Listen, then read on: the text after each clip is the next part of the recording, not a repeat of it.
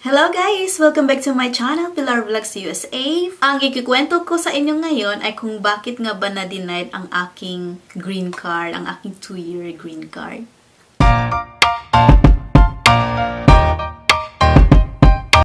Guys, kung napanood nyo ang una kong video, ang topic ko doon ay kung paano ako nakarating ng Amerika. So ayun, K1 visa. Ayun, nakasal ako ng within 90 days. Nakapunta ako ng Amerika. Tapos, the next na nangyari, yan, nakasal nga kami ng aking ex-husband. Pagkatapos nung ikinasal kami, nag-process kami ng aming adjustment of status. Tapos, mga ilang buwan, naka-receive ako ng aking IAD. Yung Employment Authorization Card, yung kung mayroon kang card na yan, because K1 visa ka nga, kung mayroon kang card na yan, ay allowed ka nang magtrabaho.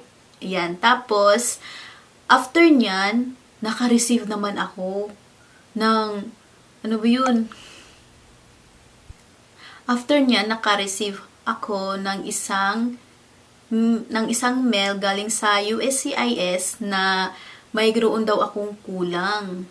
Na mayroon daw akong kulang sa aking papers. So, without my knowledge, hindi ko talaga alam na yung, yung affidavit of support, winidraw pala ng aking ex-husband. Winidraw niya. Kaya pala, nagtaka naman ako kasi ang alam ko talaga, kumpleto ako sa lahat ng mga kailangang mga documents. Kasi alam ko, well prepared yata ako pagdating sa mga papeles-papeles. So, ayun, nagtaka lang talaga ako, bakit ganun? Nag-appeal na ako. Ayun, kasi sabi, mga finances daw ang kailangan, kaya daw na-deny. So, nag-consult naman ako nung sinabi ko sa aking ex kung bakit ganun na denied. Kung bakit ganun may kulang ako. So, yun guys. Hindi naman niya sinabi na winidraw niya pala yung kanyang affidavit of support. Diba ang saya? Wala lang, syunga-syunga lang si Akech. Kasi wala naman talaga akong alam eh. Ang alam ko lang ipasa, hinihingi, sige. Pero hindi ko naman alam na winidraw niya pala yung affidavit niya. Tapos, yun pa yung super importante ha. Naku, kailangan yun. Lalo-lalo na siya yung petitioner mo. Yun, hindi ko naman alam yun. Ang kakalokang kung isipin guys, promise. Ay, those days talaga. Pagkatapos nun guys, ayun, nagpasa ako ng mga kailangan nga. Yung ako lang sabi ko pa sa mail, nag-mail ako, binalik ko doon. Sabi ko, nakapasa naman ako lahat. Tapos, hindi ko naman alam talaga na yun pala yung rason. Kaloka! Nakakaloka! Grabe talaga, guys. Alam mo yung inisahan ka kasi alam mo wala kang alam. Kasi alam naman niya na wala akong alam. Tapos, ayun, Tapos yun, guys. Mga April ko yun na-receive ang aking, kinasal kami mga November. Tapos, April, na-receive ko yung IAD ko. Tapos, guys, ito na nangyari. May 5, as in. Ay, una pala. Ang una, guys, yung una, nakasal kami, no, mga November. Tapos, nung January, naka-receive ako ng mail na may kulang daw ako sa aking documents. Tapos, noong mga April, ayun, nag-process na kami. Ganun. Tapos, noong April, naka-receive ako ng aking IAD.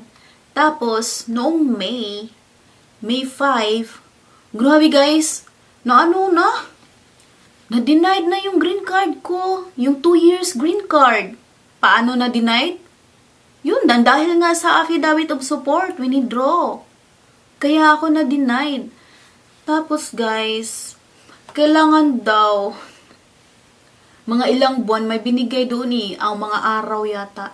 May binigay doon na mga araw na kailangan, kung gusto mong mag-appeal, kung gusto mong mag-process ulit, ipasa mo. Kasi may chance ka pa, kasi nga na-denied ka. So, binigyan ka pa ng chance ng USCIS para mag-process ulit. Pero, guys, ayaw na ng ex-husband ko. Ayaw na niya i-process. Sabi ko nga sa kanya, na-receive ko yung mail. Tapos, inopen ko, denied. May 5. Denied ang aking adjustment of status, ang aking 2 years green card. Alam nyo guys, nalungkot ako noon. Grabing iyak ko. Naiyak talaga ako sa nangyari doon. Alam nyo, kasi super importante yung green card dito talaga. Doon ko na-realize na nag-sink in na sobrang importante yung green card, tapos na-denied. Tapos guys, wala nang pag-asa. Kasi ayaw na niya. Ayaw na niya i-process ulit yung green card. Ayaw na niyang mag-appeal. Ayaw na niyang, magbigay ulit ng mga documents. Nayawan na niya talaga. Pero hindi ko naman alam na hindi na pala siya masaya. Hindi ko naman alam na ganun yung rason niya. Tsaka hindi ko naman alam na winidraw niya pala yung affidavit of support niya, kaya na-denied yung aking green card. Hindi ko naman alam na siya pala ang rason kung bakit na-denied ako. Ang sakit. Kasi sobrang importante yung pala. Bukod sa mag-asawa kayo, kailangan mo na magkaroon ng green card dito. Kailangan ma-approve yung mga pinaprocess niyong mga papeles, adjustment of status. Tapos, may mga grupo ako na sinalihan tungkol sa mga about sa Q1 visa. Tapos, nagpo-post sila na, wow, approve na daw yung mga green card nila. Tapos, naiinggit ako. Alam niyo yung feeling? Nainggit ako sa kanila kasi, masaya naman, na-approve na sila. Tapos, ako dito, hindi. Na-deny, tapos ayaw na mag-process niya. Ayaw na niya. Tapos, guys, ito pang masaklap. After nung, di ba, may 5 ako na denied. Tapos, mga ilang araw, mga 1 week, mga 1 week. May 14. May 14 naman, di ba, May 5. Tapos, May 14. Binigyan niya ako ng divorce paper, guys. Binigyan niya ako ng divorce paper. Di ba? Ang sakit. Doble yung sakit na nararamdaman ko. Hindi pa nga ako nakaget over doon sa green card. Kasi, ano nang gagawin ko dito? Hindi ko na alam. Anong gagawin ko dito sa Amerika? Denied na ang green card. Tapos, ayaw i-process. Tapos, next naman na, ginawa niya. Dinivorce ako? Ano na yun? Hey, hello, saan na ako pupunta? Huwag mo sabihin na dyan na ako okay, divorce tayo, pero dyan pa rin ako sa bahay mo. Actually, sinabi niya talaga yun na kahit divorce na tayo, magstay ka lang sa bahay natin. Ha? Ano yun? Tapos, parang boardmate lang, ganun. At saka, ano yun? Divorce na, tapos magkasama pa rin sa isang bahay. Ano ako? Baliw? Tsunga-tsunga, tapos gagamitin. Huwag naman yun, naiyak ako. Tapos, ano yun? Gagamitin mo ako, tapos divorce na tayo, tapos mag-stay ako sa bahay mo, tapos, ayun, mag-chuchok-chak pa rin tayo. Pero hindi na tayo mag-asawa, di ba? Kailangan ko nang umalis. Nag-decide ako, guys, kasi wala. Hindi ko alam kung saan ako pupunta. Hindi ko alam kung anong gagawin ko kasi, di ba, ang dami, inano niya, dinivorce, tapos after, na-denied yung green card, tapos after niya, na-divorce, dobling sakit. Grabe yung mga panahon na yun. Kung isipin ko, kung i-refresh ko, yung ikukwento ko talaga, naiiyak talaga ako. Hindi ko na lang talaga paano ko, hindi ko lubos maisip. Paano ko nga ba yun nalampasan? Paano ko yun? Pero, basta ang alam ko lang, ginawa ko lahat ng best ko para makastay dito. Tsaka maraming salamat. Nagpapasalamat talaga sa mga tumulong sa akin na maka-stay pa rin dito, maka-process ng aking papeles para hindi ako maging illegal dito sa Amerika. Ang dami kong pinagdaanan noong time na yun. Hindi, sobrang madali.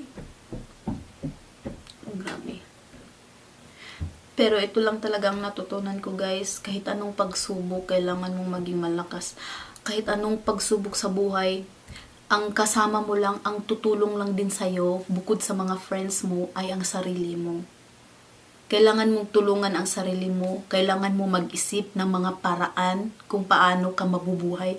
Kung paano mo malalampasan ang lahat ng mga pagsubok na dumating sa buhay mo. Na hindi mo kailangan ng kahit na sino. Tapos the rest, ayun, may mga friends na tumutulong sa'yo. Tapos magpakatatag ka.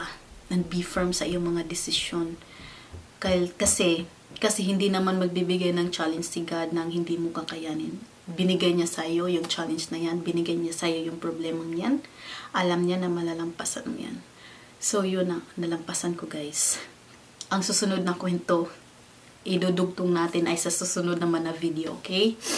Maraming salamat sa inyong panunood. Maraming salamat sa pakikinig ng aking story, ng aking kwento sa aking buhay dito. Hindi madali, pero nakakaya naman. At kakayanin pa. Maraming salamat sa inyong panonood. See you on the next video. Please don't forget to subscribe, like, comment, and hit the bell. Bye for now. Bye. Oh, Oh no! oh, the monkey. It's a raccoon, Dion. Monkey. That's a raccoon. Oh my goodness! A raccoon! Oh goodness! Oh my goodness! Oh my goodness, the raccoon. Oh my goodness! Oh no! Monkey. It's a raccoon. Dion, it's a raccoon. Oh no! Oh no, the raccoon. It's not a monkey, it's a raccoon. Oh my goodness! Nom, nom, nom, nom. We need to transfer that somewhere that the raccoon cannot climb the tree. Maybe hanging thing. Whoa! With my... Oh goodness! Oh my goodness, Dion, the raccoon. It's a raccoon. Raccoon, not a monkey. No, it's a raccoon, Dion, not a monkey. Raccoon. Raccoon. That's right, it's a raccoon. That is not... Goodness! Oh my goodness! No, monkey. That's a raccoon. Raccoon. Yeah. Oh goodness. That's a monkey sound. Monkey sound. Oh my goodness, and the raccoon is done.